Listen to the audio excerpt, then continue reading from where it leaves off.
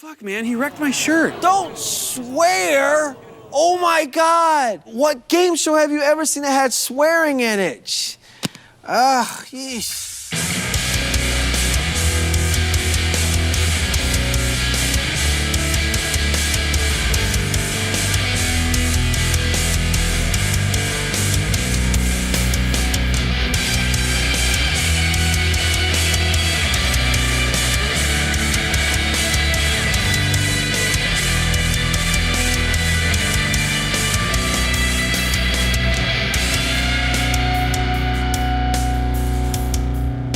Welcome back to Posting Through It.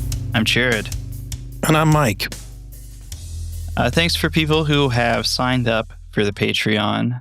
We've got a few shout outs to give here. A couple of them are a little delayed. The holidays are crazy. I had a work trip and all that. But we've got Jadles. Shout out to Jadles. Cal. And then I need to correct the way I pronounced a name on an earlier episode. Renata Lisowski. It's a lovely name. Renata Lisowski, which is the Polish name that I mentioned on a previous episode. I think as soon as I said it, I was like, I mispronounced this almost certainly. Renata reached out and said, in fact, you did. So we corrected that. As always, if we ever do a shout out and it's, we're going off the name that it shows on Patreon, if we ever get it wrong or mispronounce it, just shoot us an email and we'll correct it. Also, our holiday recording schedule is a little bit uneven, so it's possible that there may be some people who have to wait for the next cycle that we miss. But thanks for being there. It's made a huge difference. And as we close the year out, I thought it would be good to just kind of pause and think back on the year of posting through it. It's been really huge. I mean, I had done the show previously solo, but since you came on and we started this year, I mean, especially in the last few months, it's really popped off. I mean, we're getting shout outs in Slate podcast, mentioned in HuffPost. I mean, it's kind of wild to see and wild to think that we've done this completely independently. And even more so now that we're on Patreon, we don't have to do ads or think about that kind of stuff. I don't know, man. I'm proud of us, but also, it wouldn't be possible if people weren't tuning in. So thank you to everyone who's here. My magic mind willed it into being. Oh no. So for this episode, Mike has been making a list and checking it twice, finding out who's naughty. But it's only naughty. It's only the naughty list. No, we love these takes, actually. Yeah, the 10 best takes of the year. And we also reached out to all the people who have been on the show this year and some extra, friends that we have and invited them to submit New Year's toast for this episode. And the structure of this show, as far as I know, this is going to be slightly loose atmosphere here. We're in the holidays. We're getting ready. It's New Year's time. People are drinking champagne and whiskey and whatever else. And I am going to be introducing my list to you for the first time. You'll be hearing it, as Trump said, you're telling me now for the first time. And you will be telling me who's the toasts are for the first time. So we're kind of like, it's like a sharing episode. It's like I don't know what the fuck. I don't know what kind of New Year's tradition this is. It's a potluck, surprise maybe? your friend. I don't know. Who knows? But first, I wanted to start with a toast of my own.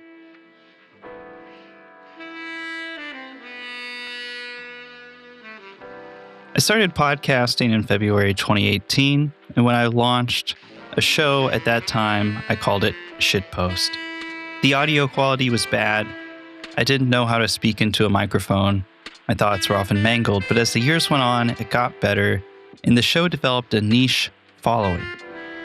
But I was exhausted. Hosting a podcast can be a very isolating experience.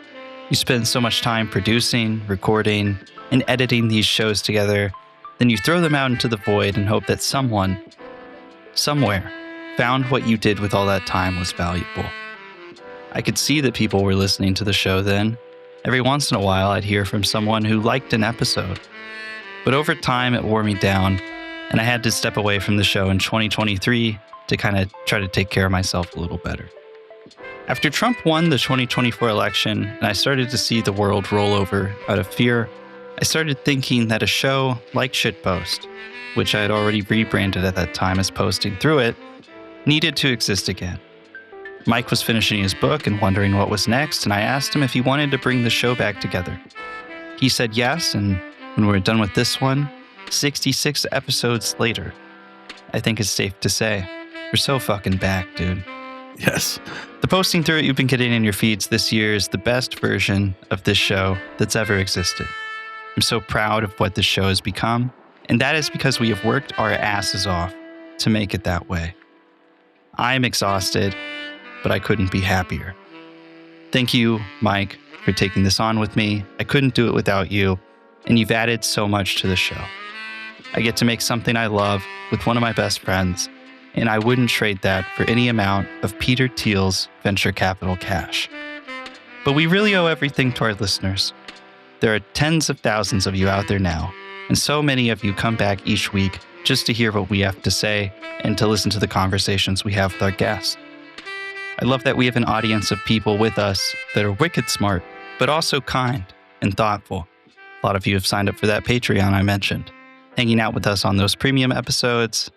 And while it's great having some extra money to spend on the show and ourselves, what I've enjoyed most is having a place to chat and check in with our listeners. You're the reason Posting Through It is the most trusted name in news. And as I used to say in those early episodes of Shitpost, we'll stay logged on so you can try to log off every once in a while. Thank you from the bottom of my heart. Happy New Year. And here's to another year of a music podcast that occasionally overlaps with right-wing extremism. Oh man, you made me tear up, which if you know me personally, it's very easy to do. Yeah. It's very if you put on a movie that has like one string section in a scene, I'll just start fucking crying for half an hour. But yeah, I don't want to add too much to your toast other than to say thank you, Jared, for that. And thanks for the listeners.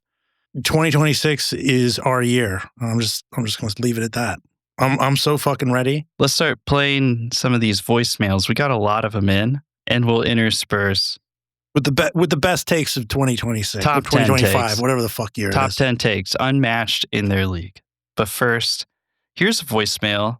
Mike, you haven't heard this yet. Let's go. From an interview we did with someone I really enjoyed speaking to. Hey folks, Will Stancil here, live from Minneapolis. I feel like I was just on your show, but since then, ICE has arrived here in Minnesota in a big way, thanks to Trump's fixation on Somalis.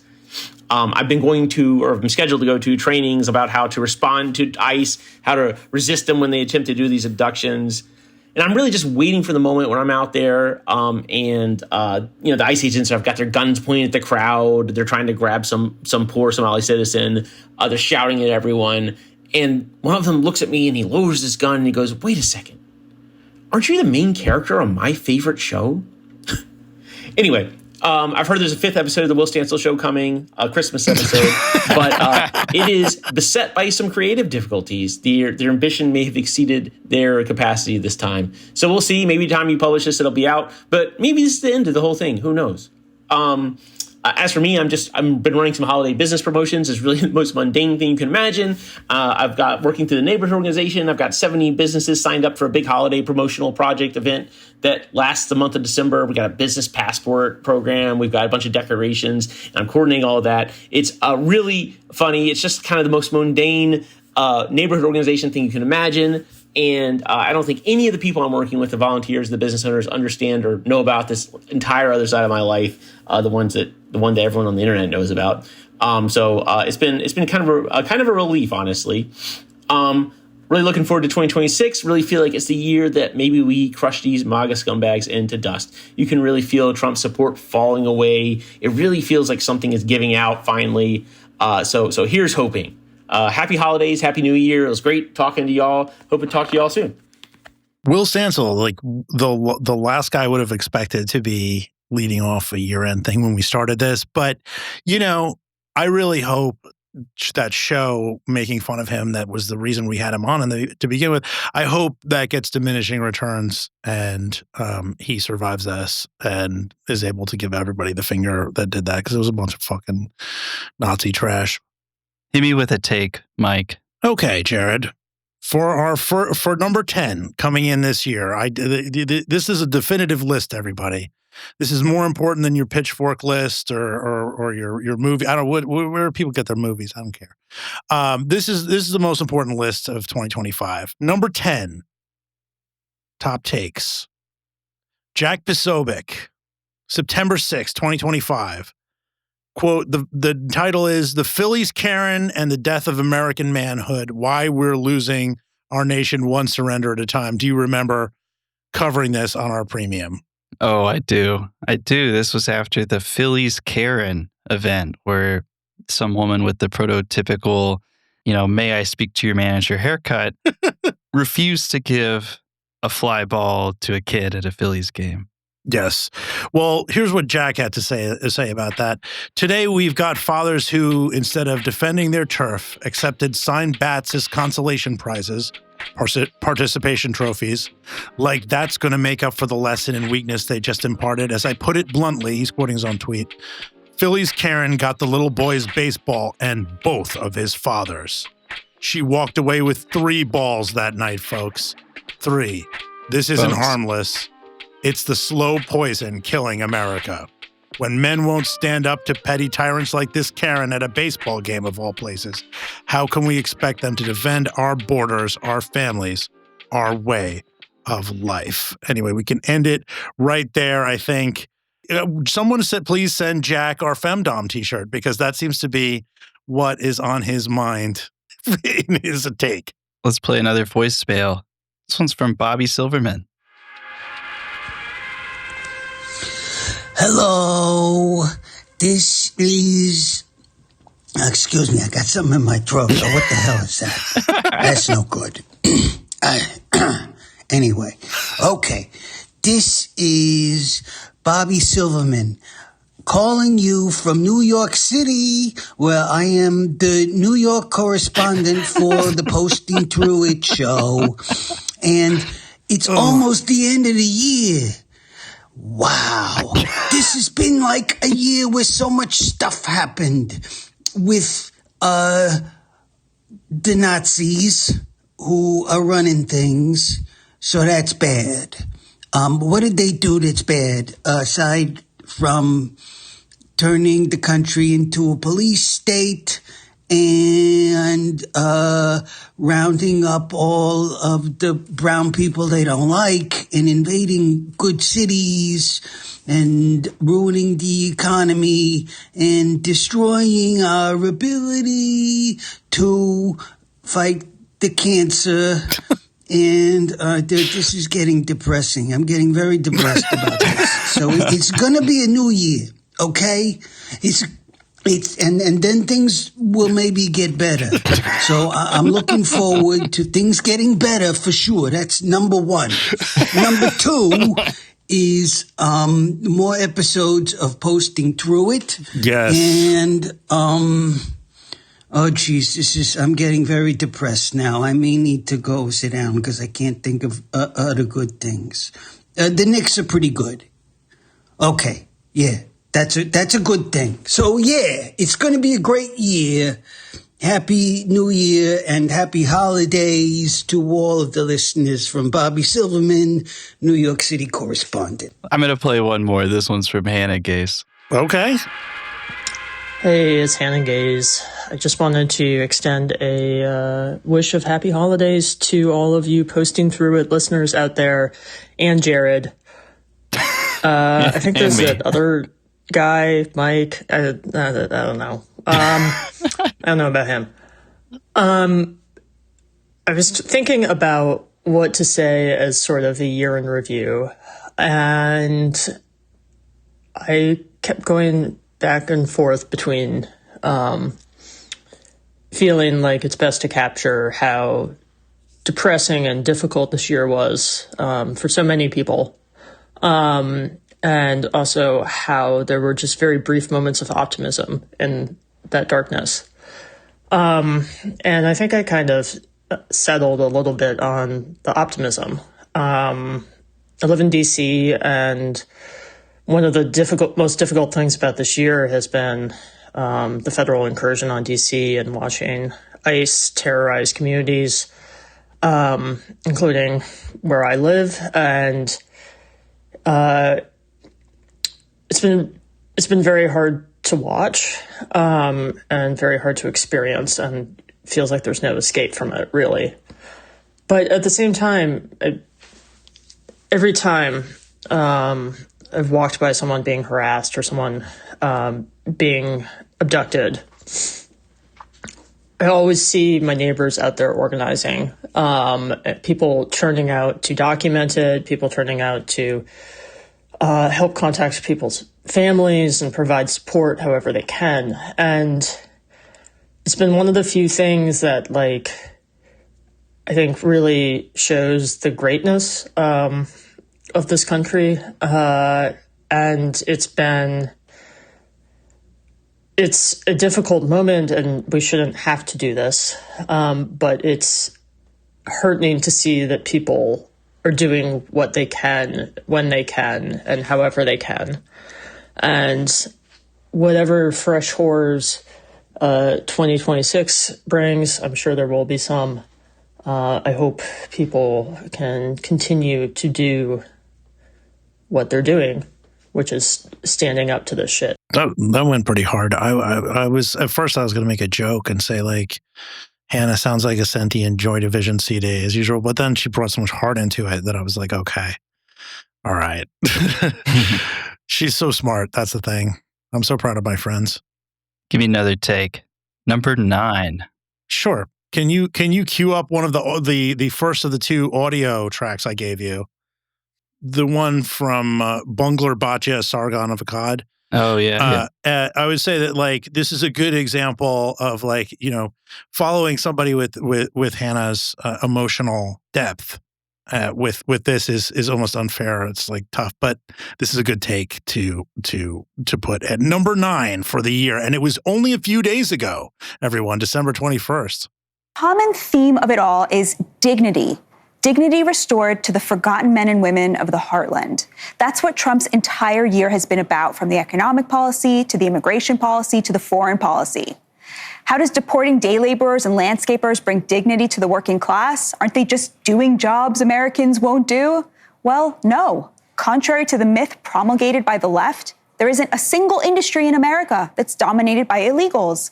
Not one has more than a 30% share of illegal labor. Migrants aren't doing jobs Americans won't do. They're doing jobs Americans do. Okay.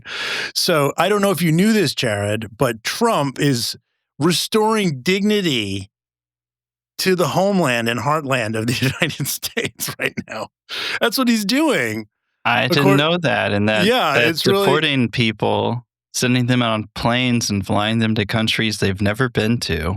Yeah, that's why the economy is going so great. Yeah, that's why everything is so affordable right now. Anyway, she got, by the way, if anybody wants to know whether, like, to which direction, if you believe in the whole left-right bullshit, you know, to which direction this country tilts, like the fact that Boccia Ungar Sargon of Akkad has a newscaster job from being like a deputy opinion editor of Newsweek before on News Nation tells you all that you need to know. She'll be on Fox next, I'm sure.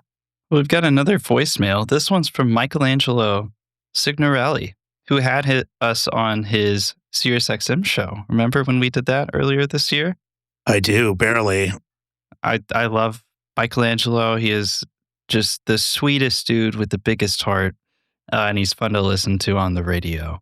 So here's what he sent us. I'm Michelangelo Signorile, host of the Michelangelo Signorile Show on SiriusXM Progress 127. I first want to thank Jared Holt and Michael Edison Hayden and all of the listeners of Posting Through It for helping us to get through all of this madness and making sure we are heard. And it's so amazing looking back now at this year, because it started out so bleak, so frightening, so scary, so dark.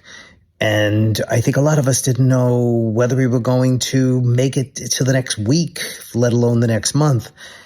And then things really started to change. People came together. People organized. People got out there and protested. They did lots of creative things. They did it in new ways. And we saw elections that really showed how people are not going to take this crap and they're going to fight back. And I feel so much better now at the end of the year and going into 2026. So thank you again and Happy New Year to everyone.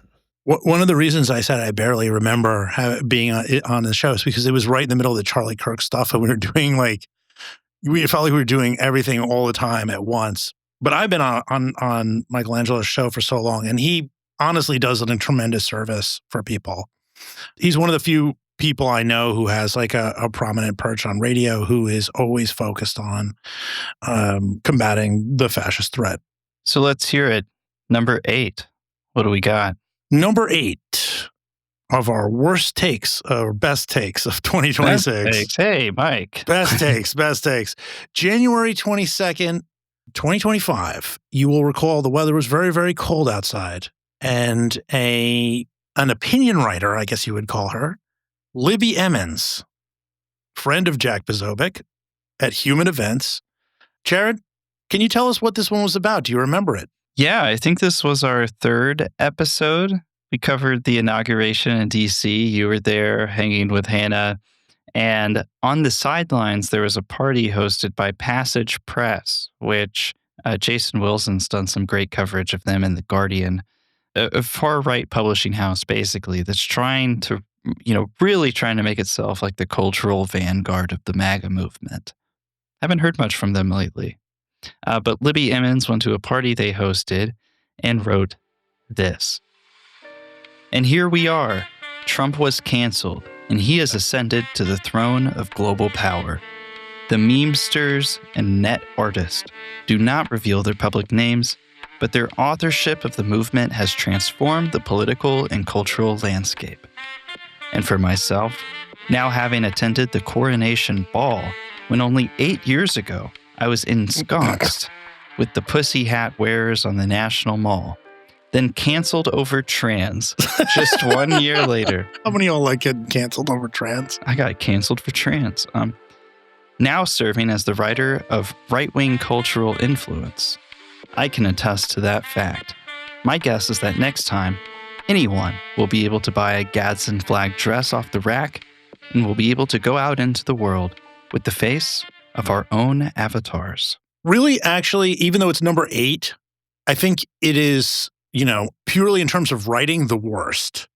It is the absolute worst. But the Gadsden dress, that is the don't tread on me flag. And the idea is that somebody was so cool at this thing and wore that in dress form.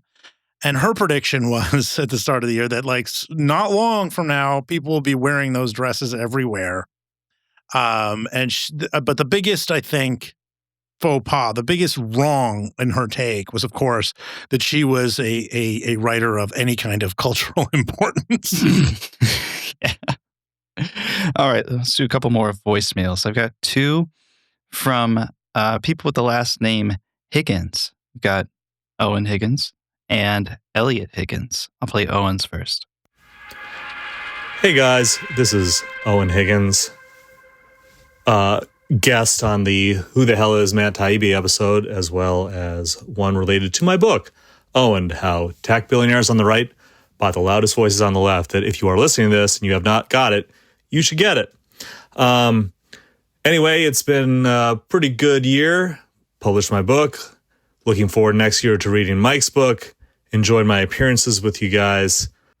And look, as far as next year goes, who knows? Who knows what's coming down the line? I'd like to say that things can't get much worse, but we all know that that's not true. Anyway, I'd like to end just by recommending some music for those fans of yours who like electronic music. Hell yeah. I've been listening to this drum and bass DJ from the UK called Harriet Jackson. Her stuff is really, really good. So check her out if you haven't had time. All right, guys. See you in 2026. Bye. The music podcast part of it is holding, Jared. This is holding. We've memed it into a thing. Yeah. Here's Eliot Higgins. Hey gang, this is Eliot Higgins from Bellingcat. It's been an interesting 2025 and I hope everyone has a good new year. One thing I've been thinking about a lot as we're moving towards the first year of Trump's term, I'm wondering how many of his hanger-ons who he's put into positions of power are going to embarrass themselves or get bored enough to leave, and who's going to replace them? Who's waiting in the wings of Trump world? Because I feel they've probably already scraped the bottom of the competency barrel. And I can only imagine what the next barrel looks like, probably full of rotting fish and other terrible things. I'd love to hear what you guys think could be the next, I don't know, Deputy Director of the FBI, Secretary of State, Secretary of War. I don't know, but I hope they're not British. I hope. I'm sorry. No, we can make fun of the British, even though I really love him. What I was going to say was that, like, is there something, Mr. Higgins, beyond Kash Patel? And for people who haven't listened to our premium episode from the last one, I would urge you to go back and listen to him talk about his favorite TV shows for 5 minutes and try to find somebody. I mean, quite literally, you could just find someone on the street and make them the FBI director, and they would be more engaged and more into it than he is. So, I mean, in some ways, these kind of stooges that he's referring to are a gift in disguise in some ways, because their incompetency is so salient. All right, let's get back to the takes. Number 7, best take of 2025. What do you have for me? Niall Ferguson in Times UK, January 3rd, 2025. So he kicked this off before Trump took power, which is rare. He's the only one on the list like that. And he has the piece was titled, "I Was Wrong to Call Donald Trump a Would-Be Tyrant." And I'll just read from it. Ferguson, 60, who divides his time between the UK and the US, where he has positions at both Harvard and Stanford, was at Mar-a-Lago to attend a fundraiser for a conservative education charity. 4 years ago, he was deeply critical of Trump's role in the January 6th attack on the US Capitol. Oh, that's nice of him. I'm glad he did that. Writing for Bloomberg, he said that Trump violated his oath to preserve the Constitution, was a demagogue and would-be tyrant. How can we be sure Trump won't now try to be a tyrant? Quote, "I'm convinced that whatever impulses he has or has had in the past, the system can contain them as it was designed to," he says. "I also think that the American electorate was collectively smarter than I was in seeing that January 6th was not quite the earth-shattering event that was presented on television. My assumption in January 2021 was that it was a career-ending mistake by Trump, and I was wrong in that." So, wow. Thanks, man. You got a real courage of your convictions, man. I look forward to more Niall Ferguson takes. Oh, my God. What a ding-dong. Anyway, here's someone really smart. Kelly Jensen. Hi, Jared and Mike. This is Kelly Jensen. I am really honored that I got to be on the show this year and have been thinking about what kind of message I would leave for your listeners. And I guess my biggest message as we go into the new year is that I hope people take advantage of the public libraries that they have access to. And if they don't have access to a public library, they find a way to get access, whether to a regional library or they pony up a little bit of cash to pay into another local district. This can look like getting a library card, but it could also look like using that library card to check things out or requesting any sort of title that you're interested in from the library. If they don't have it on shelf, ask them if they can get it. If you have kids, bring them to the children's events at libraries, bring them to story time.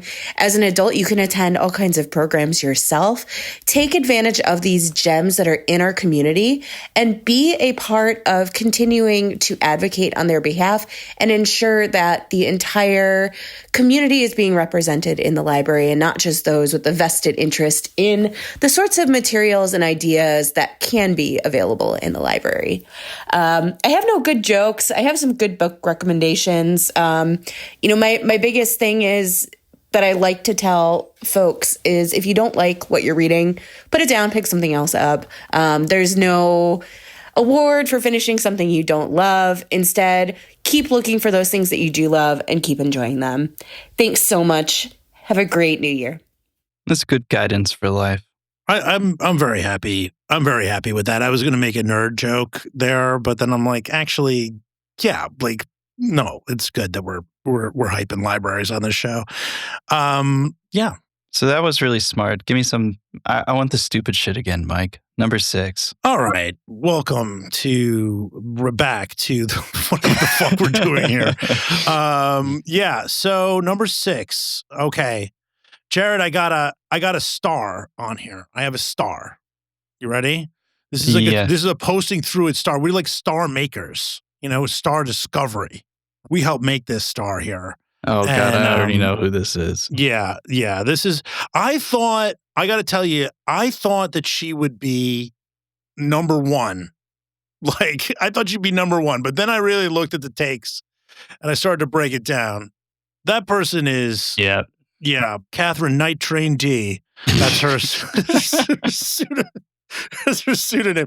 Her real name is like Katja Ungar, whatever. But like, no matter how bad Catherine D's takes were, she still advanced her career because she got a New York Times op-ed after this. It wasn't about the radical right or anything like that was too offensive. It was sort of like, why is the internet like in like some sort of magical forest dream parade? And like, it was the type of like nothing blabber about the internet that sometimes gets published. And that's what she wrote. Well, for this one, Jared, and I'll let you read some of it. I'll just say that she first came to us in a premium episode with an October 13th article called Nick Fuentes is winning over women on the left, which I have retitled in my mind, Women Are Gooning Over Nick Fuentes, because that was one of the lines in it. Her evidence was very sparse. I think she probably could have, cracked the top 10 maybe, but sometimes you got to push things down. You know how these lists go. Yeah. Well, it's interesting that got the most amount of attention online. People were really angry about it because the worst one came out afterwards, Jared, if you recall. It was for Politico on October 19th, and it was about the Nazi-leaning messages that were leaked from Republican group chats. Will you read some of this? My intuition is that if more of these exchanges took place face to face, some of the ugliness might soften. It is one thing to type a slur into a void, and another to hear your own voice saying it to a person standing a few feet away. That's true. I once interviewed a white supremacist, a self-identified Nazi, who told me he had never actually said the N-word out loud until our interview. When he finally heard himself say it, he was disgusted. Oh! We spoke twice more after that, and over time, he completely renounced white supremacism. Just put Catherine D in front of all these guys. He had been, in his own view, internet poisoned, and having to explain his beliefs to somebody outside of that world, in a sense, de-radicalized him. This is an exceptional situation, specific to this particular individual's circumstances. But there's also a lesson there, one we can extrapolate to much less extreme situations, especially with all we know about the internet and disinhibition. If people had to look others in the eye while saying vile things, if they had to hear their own voices speaking hatred aloud, much of this rhetoric wouldn't exist. Screens create distance, and distance changes moral calculus. Yes. Go on. Speak on it. The internet changes our sense of who we're speaking to and how our words land. Until we confront that shift directly, we will keep circling the same argument about whether people really, quote, mean it. The question misses the point. Meaning itself has become unstable because the medium blurs intention and consequence. The Young Republicans' Telegram archive is a mirror of that instability. Its participants knew what they were saying was dangerous, and certainly difficult to justify to outsiders, yet they didn't stop. Their downfall was predictable. perhaps inevitable. In today's political environment, there's always someone waiting in the wings to weaponize words, screenshot orders, archivists of discontent. Ooh. Maybe the real solution is to move these chats offline, period, and watch them disappear. She's got the answers. That's how. That's it. They didn't mean to say the Nazi stuff, Jared. They didn't mean to. It was just they were just online, and if they had just kind of gotten offline, they would have been like, "Hey guys, let's stop saying Hitler is good." The key for fixing online racism is to go let those people be racist in the real world. Also, the most important point that you made at the time, which is also they were taking these chats off, like they were not like on social media. They were trying to be private, and these were their private thoughts. Anyway, Catherine D, for people who don't know, wrote a whole bunch of articles in right-wing publications, and then was all of a sudden sort of pushed forward as a kind of expert and seer on Nazis. Yeah, because they know if they call me or Mike for comments in the New York Times, we're going to be like, fuck you, fuck this guy. Your story's ridiculous. You shouldn't write it. But then, she can get in there and do the like, wow, isn't the internet a weird little magic box that's so weird? Yeah. And that's it. It's like 4,000 word essays. Also, I can't let this go. We need to keep moving. We said we were going to keep moving on this one, Jared, but I can't let this go. She never identifies the white supremacist that she de-radicalized just by looking into his eyes. Anyway, it doesn't. Maybe you didn't have to, but she didn't even put any descriptor around him, right? It wasn't like, how did she meet him? It's like, anyway, it doesn't fucking matter. Last thing I'll say about Catherine D, probably the most mad anyone's ever gotten at us for talking about them on this show. She subscribed to the Patreon just to hear the episode where we talked about her GQ article about gooning to Nick Fuentes, and then sent us both very angry messages that didn't make a lot of sense. Anyway, here's Madeline Peltz.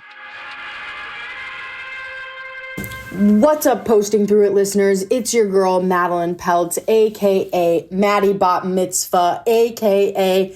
DJ Samuel Taylor Suit, a.k.a. Chicago's youngest retiree, and I'm calling to say Merry Christmas, because we are saying Merry Christmas again in the new golden era. This year, I wrote a book and produced a documentary, and I want to take a moment to reflect on the things that I learned in 2025. Number 1, if you want to succeed as a woman in media, the most important thing is what you look like. Always speak in a baby voice. Keep your IQ at a comfortable room temperature, and do not hesitate to compare your affair with RFK Jr. to the LA wildfires that displaced 200,000 people. She's right about that. Number 2, always post through it. Bill Ackman did nothing wrong. Elon Musk did nothing wrong. Benny Johnson did nothing wrong. If you are the power-hungry son of Jewish refugees and have the personality of a boiled egg that has been swallowed whole by an off-leash labradoodle, only to be puked up moments later, and you find yourself at the top of the most corrupt White House in American history, there is no upper limit to how much people want to hear from you. Number 3, always be kind, especially to your sister. She may annoy you when you get overstimulated at a children's pumpkin patch, but she is also your ride home. All right, that's all from me. Go Bears. Subscribe to my Substack. Love you. Bye. Amazing. All right, I don't really have much to add to that, but thank you. I'm gonna play the one we got from the other Chicagoan, Jeff Tischauser. Hey, it's Jeff Tischauser here, Vice Mayor of Chicago Blue Sky. I'm going into this holiday season thankful for y'all's podcast, and I'm not just saying this, I swear, I'm not just saying this because I want to be back as a guest, all right? I am very much a fan of your show, and your show is helping me stay sane. So thank you. I hope you're both enjoying your holidays. And, what am I thinking going into 2026? I think it's more of a mood that I'm going to try to bring. I got 2 middle fingers raised to the sky, screaming, fuck Greg Bavino, fuck ICE, and fuck everybody who wants this shit, who wants to destroy families and to terrorize people. You know what gives me strength, though? In 2025, I saw my neighbors stand the fuck up. I saw so many fucking young people stand the fuck up. We got pushed down. We got pepper sprayed. We got shot with rubber bullets aimed at our heads. We stood right the fuck back up. Chicago is us. Chicago is our home. Chicago, we run these streets. These are our neighbors and family members. They're terrorizing, and we're not going anywhere. That's all I'm trying to say. So, happy holidays, everyone, except Greg Bavino. Jeff has that dog in him, Yeah. He's the perfect guy. Like he was on to do Patriot Front with us. And he's just the perfect guy for that stuff because you see the way he goes. He just goes in, and you need that.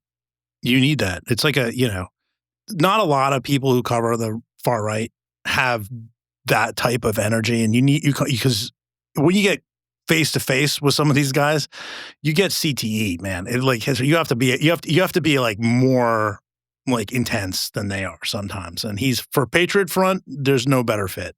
I always appreciate Jeff because, I've been becoming a fair weather fan of the Chicago Bears since living here, since they're having a good season. But I don't watch all the games. But I know when they win because Jeff gets in our fantasy football group chat and just posts "the Bears, the Bears, the Bears, the Bears, the Bears," and that's how I know the Bears won that day. All right. Well, you ready for number 5? Number 5, let's do it. I just want to say to the listeners, we had like some night, what 10 through 6 is like on a list like this. They're like, those are good, but just like you want to get to the real elite shit, the real elite takes. And I'm going to give you one that we haven't even covered yet. Can you believe that? What do we got? This is one we haven't even covered yet, but we couldn't leave it off thanks to the news cycle that helps make it even more interesting than it was before, which is David Brooks of the New York Times. November 21. Title, The Epstein Story, ? Count me out. Jared, would you like to read that? If I were a Democratic politician, this role-playing's kind of fun. I'd add that America can't get itself back on track if the culture is awash in distrust, cynicism, catastrophizing lies, and conspiracy mongering. No governing majority will ever form if we're locked in a permanent class war. I'd try to recognize that no political moment is forever. Right now, the dark passions are ascendant. But after one cultural moment, voters tend to hunger for its opposite, which in this case means leaders who project integrity, unity, honesty, and hope. How many of y'all like the dark passions, by the way? The smart play, I'd say, is to rebut conspiracy mongering, not abet it. When the giant issues like AI and Chinese dominance come crashing down on us, we will look back on the Epstein moment and ask, what the hell were we thinking? And from USA Today, just a week or two ago, the New York Times columnist David Brooks appeared in a Thursday, December 18th photo drop, eating a meal and sipping a drink. The photos line up with the 2011 billionaires dinner that included Amazon founder Jeff Bezos and Tesla founder Elon Musk, among others. So basically, this guy is like, hey, I don't know why the Democrats are so worked up about this Epstein stuff. Maybe we should just forget it. Can we stop here with the leaks of stuff? I think we can just do that, right? Why don't we stop that? Then of course, we've got pictures of him. That were taken by Jeffrey Epstein. Yeah, we don't know what he did or whatever. All I know is I ain't show up at any fucking dinner with Jeffrey Epstein. I know that. If we did, we'd have to disavow you on the podcast. But I don't know. We're good friends. I'd keep you around. But okay, right. Let's play a voicemail. This is Juliet Jeske of Decoding Fox News, the one-woman podcast / media project on Substack. I watch all the Fox News you'd never want to. Let me tell you, It's not always fun.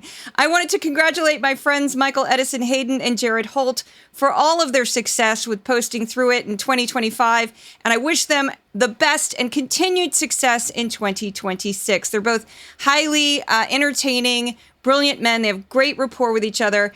We will all be quite busy covering the man-child deranged lunatic who is diminishing by the day in the White House. I wanted to do a quick bit that I sometimes do for my podcast.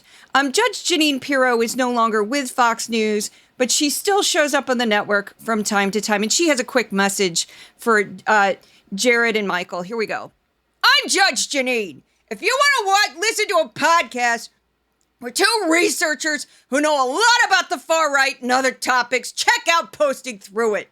I'm not going to listen to it because I love Donald J. Trump as much as I love my dogs, Red, Ted, Stella, and Doodle. And, I like a York peppermint patty and throwing pens. Stay away from Christine Ohm, though, because she will shoot a puppy in the face. I'm Judge Jeanine. Thanks for listening. Posting Through It. Give it a shot.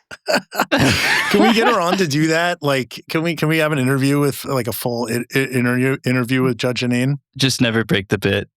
Yeah, just don't break the bit. She's really good. She's good at it. Yeah. Wasn't she like she has like a theater background? She used to do, and so does Bob. And like you can tell, like when they do their voices and performances, that they've had a lot of practice and performance. That was really funny, and I haven't seen her in a minute, and that makes me want to amend that. I'd like to say hi. Yeah, we should have her on. I had drinks maybe like it must have been like 4 or 5 years ago. I haven't seen her since. I love Julia. She's amazing. She's awesome. So cool. Let's go back to that doo-doo brain shit. Number 4. Okay, number 4. This one, it's going to be tough to laugh like at this one because it's so fucking horrible, but it has to be it had to be in the top 2025. This was, we have to be consistent with the takes. And this was the number 4 worst take of 2025. This is Olivia Reingold of the Free Press, who ran basically a propaganda campaign through the Free Press. They will call it journalism, that is essentially tried to minimize the horrific, just so bleak and so painful starvation and famine that happened in Gaza this year. These kids were sick, but not just with malnutrition. In every instance, they were suffering with other conditions or illnesses like cystic fibrosis, cerebral palsy, and even traumatic head injuries. A few weeks ago, I started to notice that the same kids were appearing over and over again in coverage about Gaza, and they were being photographed by different photographers, which suggests some element of coordination.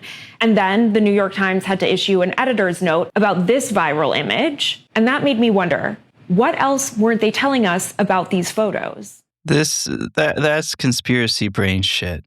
Oh, the same kids are getting photographed, and it's like, yeah, maybe it's because they're close to like a central location, or they're like in one of the big refugee camps that the photographers all go to. Instead, they're like, some degree of coordination here. Plus, the UN formally labeled this a famine. And everyone knows that it's a famine, and everybody knows that they were blocking aid from getting into Gaza, and in fact, shooting people who were starving people who were going to get aid. That's why it's not a very fun take to go through, but we still have 3 more. Here's Luke Savage. Hey there, fellas. Luke Savage of the acclaimed Substack, LukeWSavage.com. Also, Luke W. Savage on The Artist, formerly known as Twitter, co-host of the Michael and Us podcast, coming to you from north of the 49th parallel in the free city of Toronto. What can I say? This year has been kind of a whirlwind. I think I've recorded something like 100 episodes of my own podcast, and I'm looking forward to a few weeks respite from that, which I should hopefully be in the midst of by the time this drops. And speaking of podcasts, I have been known to go on other people's as well. And without any exaggeration or hyperbole, I did just want to say that recording with you guys this year, back in September, was some of the most fun I've had doing that in quite a while. A real pleasure to talk all things Iglesias, though it is a shame we did so before he published his epically titled rebuttal to my piece. I've been right about some things, I think it was called. Anyway, so much fun to sit in on the show and just unbelievably cathartic to talk pundits and media guys with you both. Looking forward to hopefully doing that again sometime in 2026. For now, I'm planning to leave the content mines for just a little bit, read, relax, engage in some other non-posting related activities. But shout out to you guys and to all your listeners. A happy new year, happy holidays, wishing you good health. And as we say up here in Canada, keep your sticks on the ice. Cheers. Kash Patel would like to hear that. Yeah, our boy. Yeah, FBI. man, keep the stick on the ice. I'm out here right now. I'm watching Landman. I'm on Paramount Plus. Everybody, you guys need to listen to that premium episode if you haven't yet. But I'm going to be doing my Kash Patel impression for the next throughout 2026. Take number 3. What do we got, Mike? All right, so we're done with the top 3. That's your real come on. You're listening to it like Casey Kasem, like the top hits or whatever. You're like, you want to know the top 3, right? You want to know the top 3. So number 3, Jared, this is a guy. I have to tell you, I wasn't even able to get through reading this one on the premium episode. We covered it because it was just too good. It is by Jeffrey Ingersoll, editor at large at the Daily Caller, whose bio says writer, drinker, and the headline for this, everybody, is "Enough is enough." Ellipses. I choose violence. All caps. I think we need to read this full section. Everybody needs this. Yeah, but before we do, just know that he published this. And then they affixed an editor's note at the top that's like, hey, listen, I know this guy sounds fucking insane, but we publish a diversity of opinions. And the piece doesn't actually call for violence. Yeah, there's all kinds of it's only a self-defense situation. The New York Times covered it. They got in some hot water. I mean, it was the first time the Daily Caller had been in the press for anything in a while. And this happened. Mike, start us out. Choose violence. We all know the government is not going to help you in your time of need, especially a Soros-sponsored government. Time out. I don't even remember this from the first time. Like the Trump administration? Okay, never mind. This is Soros-sponsored government. Conservatives looking to peacefully assemble and publicly debate need to be realistic. Nobody's going to help you. In fact, they're going to encourage violence. They're going to excuse, justify, and encourage it. We saw as much with Charlie Kirk. They were practically begging someone to go after him, and when someone did, they quickly justified it. Well, I think now that we know the extent of it, the time to go as lambs to the slaughter is over, all caps. In real terms, this means bringing security with you that's dying to dole out drubbings. I'm sure a fair amount of ex-cons who found Jesus loved Charlie Kirk. Maybe they need work. Well, first of all, I just need to interject something real quick. Even though we've done this before.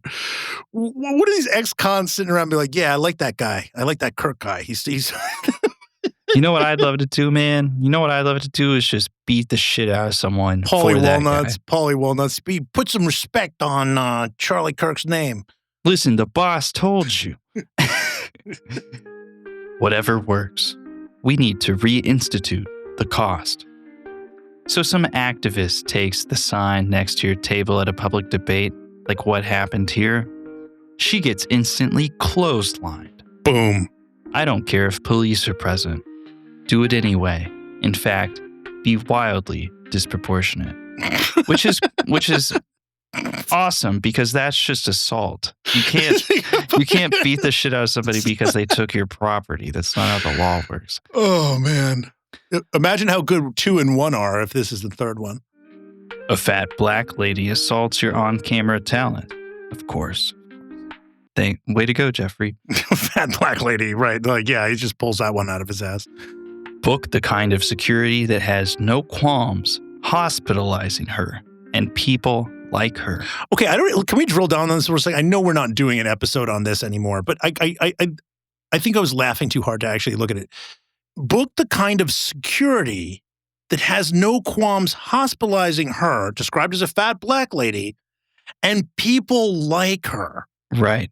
So just like book, like, what are you talking about? Like book, like, Dylan Roof? Like, what are you talking about? Like, just like insane white supremacists, basically? But Mike, the editor's note said that this one didn't actually endorse violence. This is insane. I'm sorry, this is insane for the Daily Caller. Dudes rope up your car and start vandalizing it. Bros dismounting with cudgels will fix that real quick.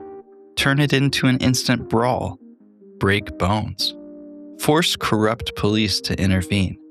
I want blood in the streets. Okay, I think that's enough of Jeffrey Ingersoll. Back to the fucking doers, buddy. Writer, drinker, Jeffrey Ingersoll. I can't wish him a happy new year, actually, but thank you for giving us the take. He won't hear you anyways, blackout. Here's Nikki. Hi, Jared. Hi, Mike. Hi, Posting Through It listeners. This is Nikki Ramirez from Rolling Stone magazine.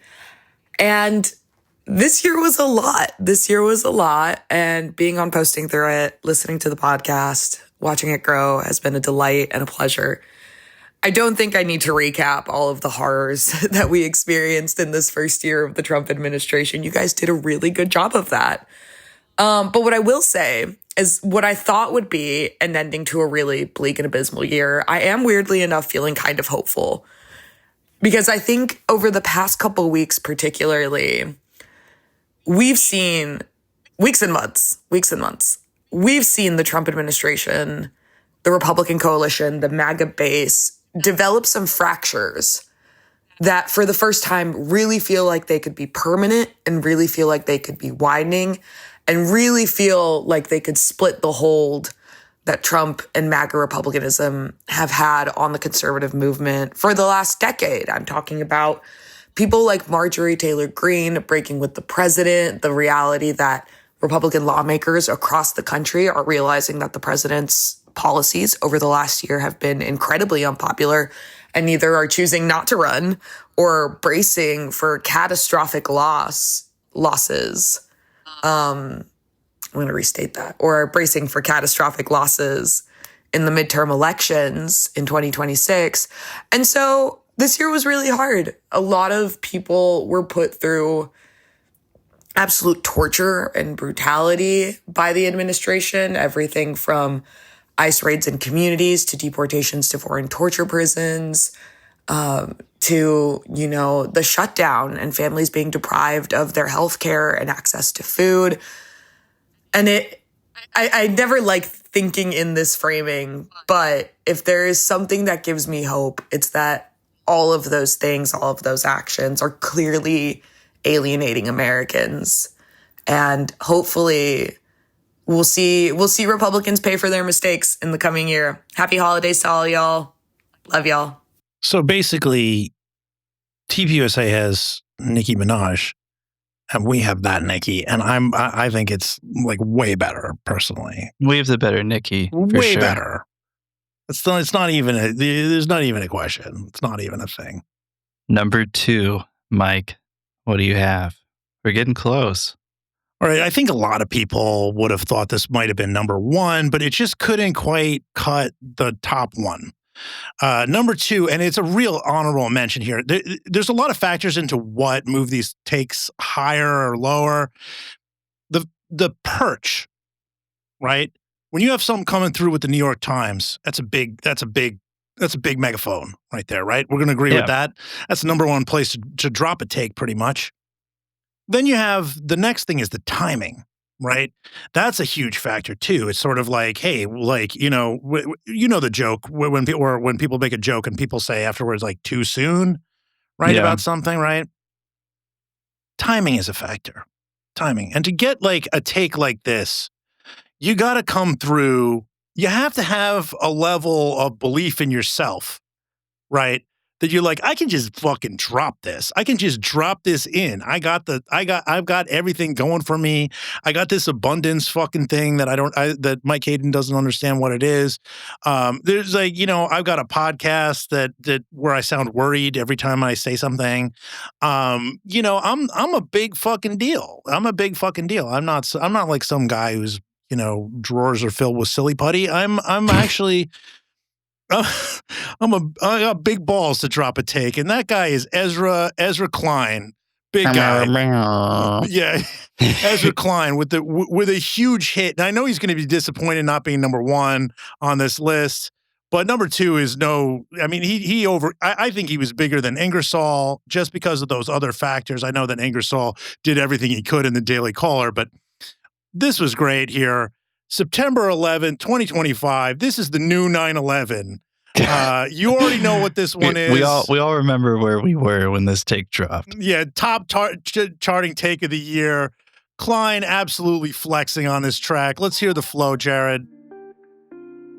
You can dislike much of what Charlie Kirk believed, and the following statement is still true. Kirk was practicing politics in exactly the right way. He was showing up to campuses and talking with anyone who would talk to him. He was one of the era's most effective practitioners of persuasion. When the left thought its hold on the hearts and minds of college students was nearly absolute, Kirk showed up again and again to break it. Slowly, then all at once, he did. College-age voters shifted sharply right in 2024 elections. This was not all Kirk's doing, but he was central in laying the groundwork for it.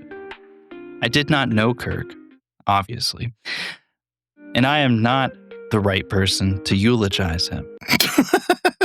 Uh-oh.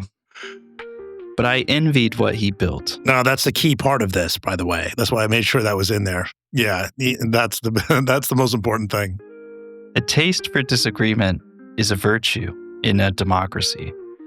Liberalism could use more of his moxie and fearlessness. In the inaugural episode of his podcast, Governor Gavin Newsom of California hosted Kirk, admitting that his son was a huge fan. What a testament to Kirk's project. Mike, if I remember correctly, it was actually this take, which is why we scrambled the jets and did a emergency broadcast style Who the Hell Was Charlie Kirk episode. Yeah, it is actually. Yeah, we felt like we had to urgently, and it really changed the trajectory of this show, I think, in many ways. I think, I don't know. I think it was just shortly after we had gone to premium, and it got it racked up the most, just downloads through the roof when we did it. It was it was the most popular episode we had this year. Yeah, and it's I think largely because people were like, wait a second, isn't there more to this story than we're getting? And I just want to harp on one thing rather than congratulating ourselves for doing a podcast.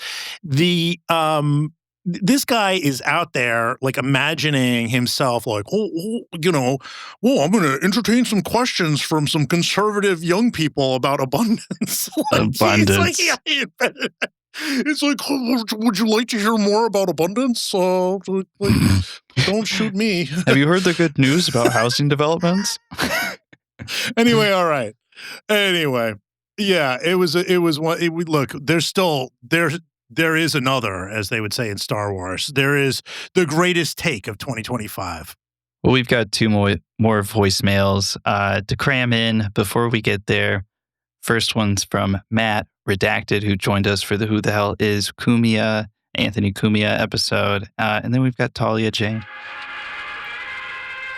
Hi, Jared and Mike. Matt Bleep here from the Cumia episode. It's a pleasure seeing your show grow. And of course, it was a huge pleasure talking Anthony Cumia with you. One thing that I didn't mention is that Cumia fans lurk on YouTube. That's where all the Opie and Anthony is. That's where Ant's Compound Media and AM shows live. And when I saw you had a PTI YouTube profile, I checked out the episode and it seems to be doing well. A lot of engagement. And here are some of my favorite comments. Okay, let me see. STD88 writes, "Your soy latte is ready at the counter." His name is STD, for real. Amped Up EVCT writes, "Anthony is a comedy legend. Sorry he offends your delicate sensibilities." Mitch Connor-R6I writes, "Real shit. People who have a problem with Cumia are soft." D_C_5604 writes, "It's 3 beta white male feminists calling Anthony all the phobes and ists." Promark5317 just writes, "Gay."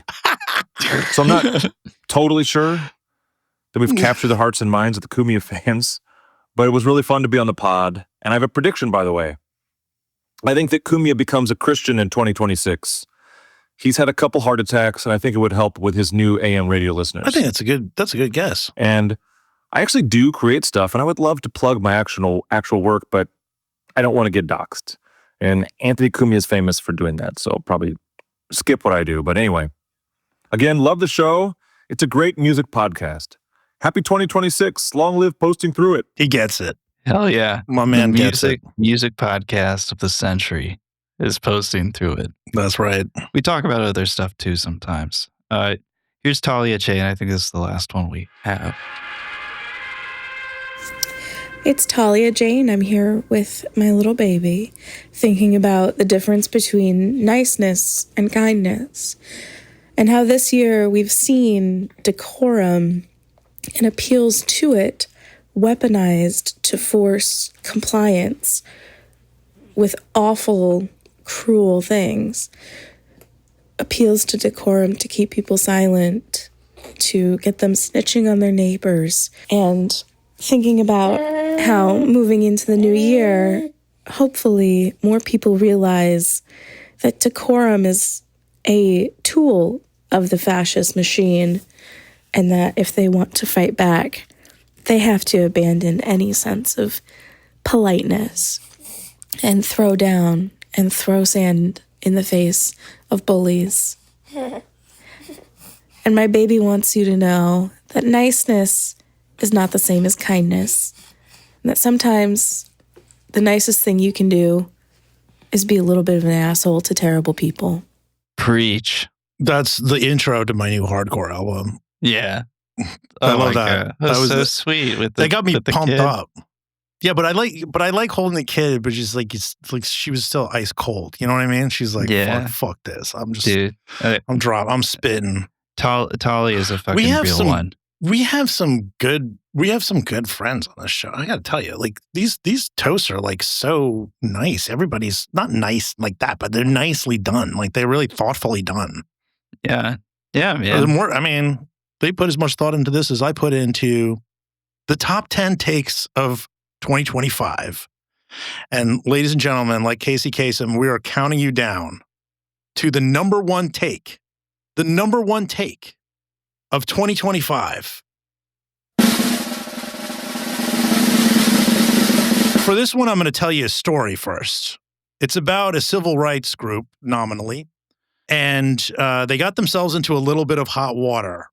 This is a group that focuses ostensibly a lot on anti-Semitism, and on this day, arguably one of the most famous people in the world, if not number one most famous person in the world, did what looked like a Roman salute, which is also known as a Hitler salute.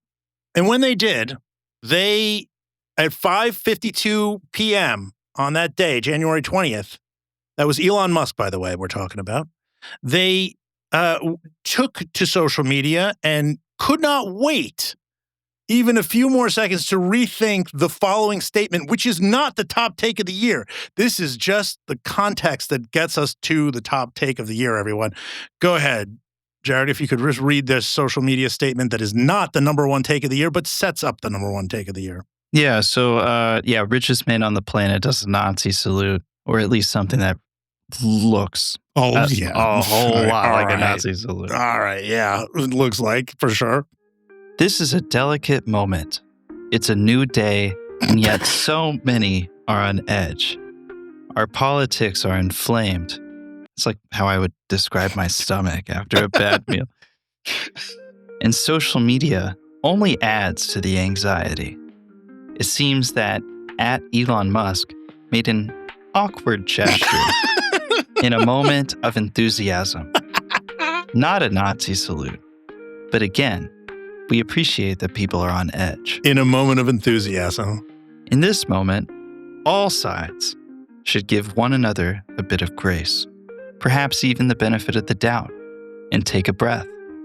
This is a new beginning. Let's hope for healing and work toward unity in the months and years ahead.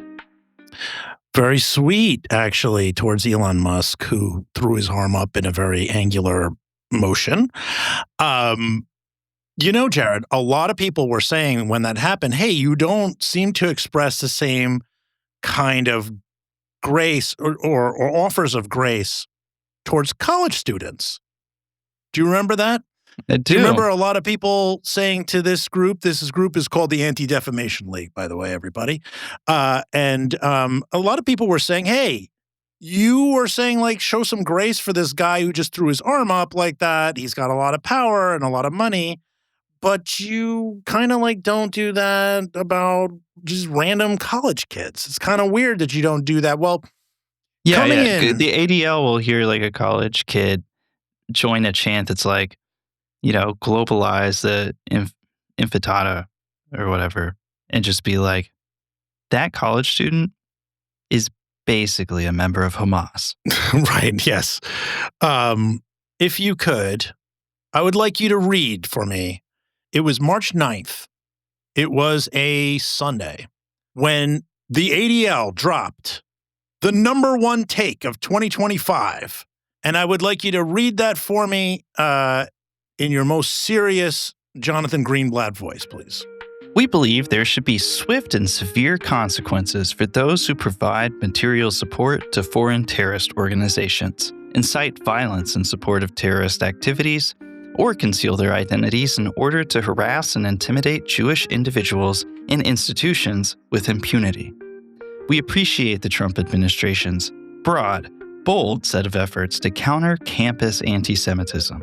And this action further illustrates that resolve by holding alleged perpetrators responsible for their actions. Obviously, any deportation or revocation of a green card or visa must be undertaken in alignment with required due process protections.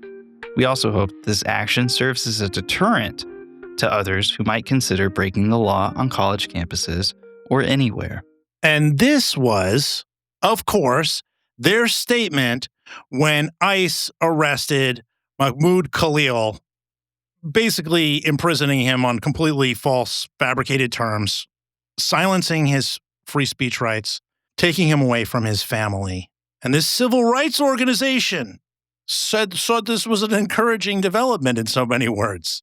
They gave the game up when they're like, we hope this will be a deterrent for people. This is the line that makes it the number one take of 2025. We appreciate the Trump administration's broad, bold set of efforts, whatever that might be, to counter campus anti-Semitism, right?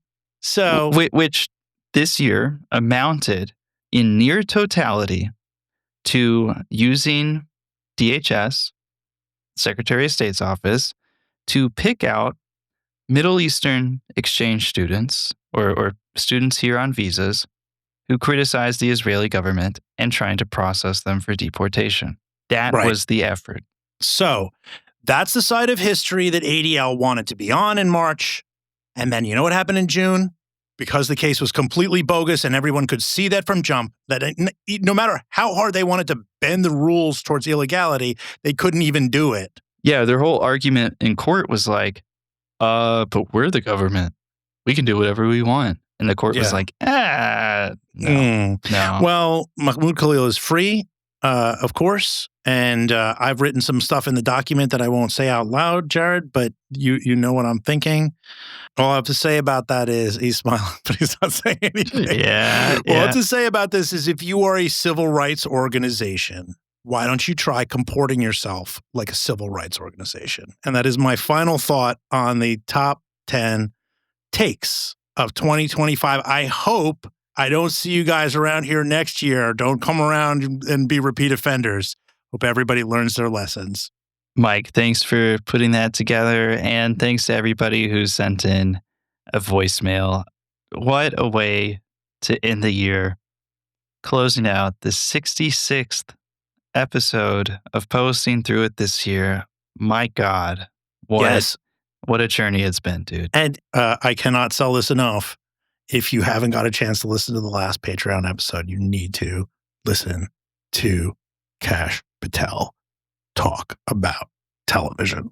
We're excited to show you what's in store next year. There may or may not be some in-person things.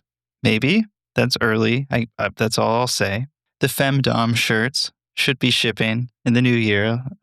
Please send us the photos. If you ordered one, send us photos wearing your Femdom shirt anywhere, but especially if you wear it to the club and get bottle service or some kind of, like if you ball out in that shirt, I want to know. The real trick, Jared, would be to wear the Femdom shirt in the studio audience of Real Time with Bill Maher.